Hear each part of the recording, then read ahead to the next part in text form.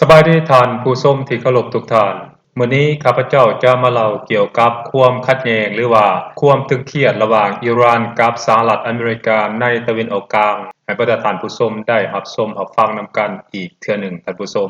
ข้อขัดแย้งหรือว่าความตึงเครียดที่มันเกิดขึ้นระหว่างสหรัฐอเมริกากับอิหร่านนั้นมันเกิดมาจากการเอารัดเอาเปรียบหรือว่าการกดขี่ข่มเหงของอเมริกาที่มีต่ออิหร่านนั่นเองเว้าง่ายๆก็คืออเมริกานั้นต้องการมัดแขนศกอิหร่านหรือเว้าอีกอย่างหนึ่งว่าอเมริกานั้นต้องการต้อนอิหร่านให้จนมุมนั่นเองอเมริกานั้นได้ยื่นข้อเสนอให้กับประเทศอิหร่านแบบบ่มีประเทศใดที่จะสามารถยอมรับและจัดตั้งปฏิบัติในตัวจริงได้โดยอเมริกายื่นข้อเสนอให้กับอิหร่านว่าอิหร่านนั้นต้องยุติกิจกรรมเสริมสมรรถนะยูเรเนียมทั้งหมดเป็นเวลา 3-5 ปีและหลังจากนั้นก็ให้จำกัดการเสริมสมรรถนะยูเรเนียมบ่ให้เกิน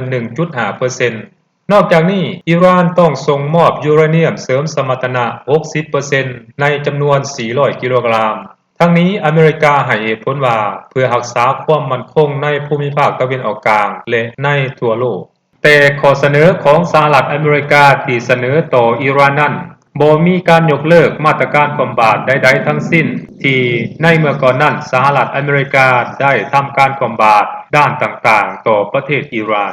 และมีเพียงสิ่งเดียวที่อเมริกาได้รับประกันให้นั่นก็คืออเมริกาจะบ่มีการปฏิบัติการทางการทหารเพื่อเปลี่ยนแปลงระบบการปกครองในอิหร่านและฮอดเวลานี้บรรดาท่านจะเห็นว่าข้อเสนอของอเมริกานั้นมันเป็นเพียงการซื้อเวลาของการปฏิบัติการทางการทหารต่อประเทศอิหร่านของอเมริกานั่นเองในมื้อใดมื้อหนึ่งที่อิหร่านหมดฤทธิ์หรือหมดขีดความสามารถแล้วมื้อนั้นอเมริกาก็จะยกกำลังทหารเข้าไปปราบปรามและเปลี่ยนแปลงระบบการปกครองในประเทศอิหร่านทันทีดังที่มันเคยเกิดขึ้นกับประเทศอิรักและประเทศลีเบียผ่านมาแล้ว